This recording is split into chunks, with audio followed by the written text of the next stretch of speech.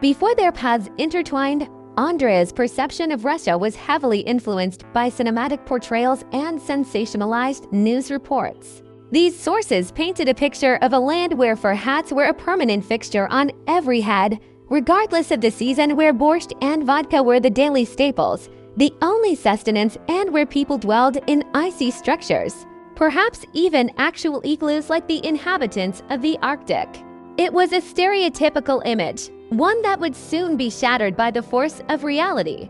Fate would soon grant him the opportunity to experience the country firsthand, to witness its truths with his own eyes and formulate his own judgments. To the foreigner's astonishment, the reality he encountered was strikingly different from the naive expectations and ingrained preconceptions he had harbored. Certain aspects of Russian life resonated so deeply that he found himself repeatedly questioning their validity, seeking reassurance that what he was seeing and hearing was, in fact, real. Seriously. Is this considered normal here? Is this an everyday occurrence, something taken for granted? As Andrea reflected, each day brought a new revelation, something unexpected. The more I observed the world around me, the deeper I immersed myself in the local culture and customs. The greater my astonishment became, the more profoundly I was moved by this nation.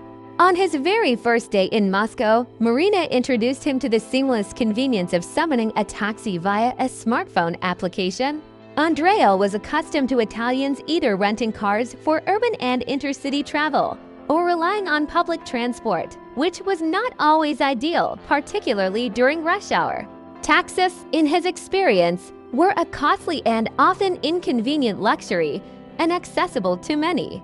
I had naively assumed that I would have to flag down a car in the old-fashioned way, like in the movies, standing on the side of the road and waving my arm, he recounted. But here, it turned out that all it took was a single tap on a phone app, and instantly, the location of the nearest driver, their route, the car's make and license plate, and the exact fare for the trip were displayed on the screen. It's incredibly efficient. The sheer progress is astounding, he exclaimed, his amazement palpable. When he learned the actual cost of the ride, he was beyond astonished, utterly flabbergasted, unable to believe his ears. In Italy, such a meager sum would barely cover a small pizza, and even then, not at the most upscale establishments. Yet in Moscow, it could transport him comfortably across half the city, allowing him to revel in its stunning vistas and architecture. The stark contrast in prices was a true culture shock for the Italian. One evening, late into the night when most people were sound asleep, Andrea was struck by a sudden craving for a snack. Resigned to his fate, he prepared to wait until morning, assuming that all establishments were long closed and that there was no way to satisfy his hunger. However, Marina effortlessly opened her familiar mobile app and quickly placed an order for home delivery from a vast array of restaurants. Is it really true that even at 2 in the morning, you can easily order food to be delivered right to your doorstep? And that many stores operate 24/7 without breaks or holidays? How is that even possible? It's unbelievable, pure fantasy, he marveled, posing rhetorical questions. In Italy, the majority of shops close no later than 8 in the evening, and in August, many even shut down for an entire month to enjoy the summer sun. The round-the-clock service available in Moscow struck Andrea as something out of a utopian dream, something unimaginable in his homeland. And the daytime selection of dishes and cuisines simply boggled the mind. Such variety was beyond his wildest aspirations. In Italy, restaurants primarily serve traditional Italian fare with family recipes passed down through generations, time-tested and revered. While options exist, they lack diversity, tending to be predictable, offering little room for experimentation. In Russia, you can find restaurants serving virtually any cuisine in the world: Japanese, Georgian, Indian, innovative fusion, whatever your heart desires and whatever dish you're in the mood to try.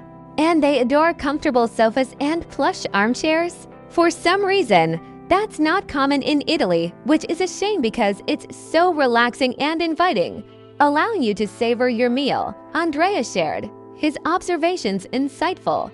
However, what surprised him most was that Russians did not linger for hours in cafes and restaurants, engaging in extended conversations with friends and acquaintances. Instead, they ate quickly and continued with their tasks, rushing to important appointments, seemingly always pressed for time.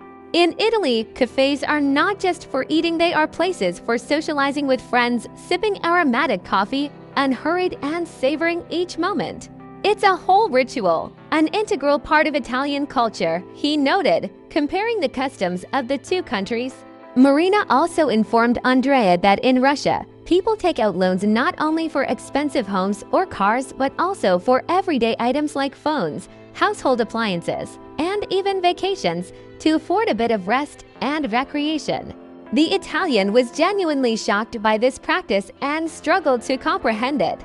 That's simply not done in our country. If you can't afford something right away, you simply save up, setting aside a portion of your salary each month. Who in their right mind would take out a loan for a regular phone?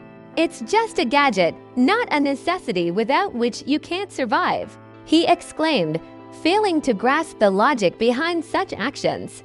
I always imagined Russians as cold and aloof, stern and unapproachable people who were difficult to connect with. But when I spoke to a salesperson in a typical store, they immediately offered their assistance, even though they didn't understand my English. They tried their best to understand what I wanted and help me in any way they could, the foreigner marveled, sharing his experiences and dispelling his former stereotypes. He was particularly struck by how easily people transformed, becoming more open and friendly, willing to lend a hand simply by initiating a conversation or making a joke. In Italy, people are certainly more open and sociable, but unfortunately, not always sincere in their interactions. It's often just a formality. Here, if people are well disposed toward you, it's genuine, from the heart, without any pretense, he observed, valuing the sincerity of the Russian people. Upon the conclusion of his journey, Andrea confessed unequivocally that Russia had completely reshaped his perception of the world, compelling him to view many things in an entirely new light, to reevaluate his values. I was certain that I knew how the world worked, that nothing could surprise me anymore, that I had seen it all. But this trip revealed to me that every country is unique in its own way and that all my previous notions were misguided and naive. Russia is an incredible blend of centuries-old traditions and cutting-edge technologies, of outward sternness and profound warmth, a land of contrasts that captivates with its beauty and grandeur, he concluded with admiration, sharing his impressions.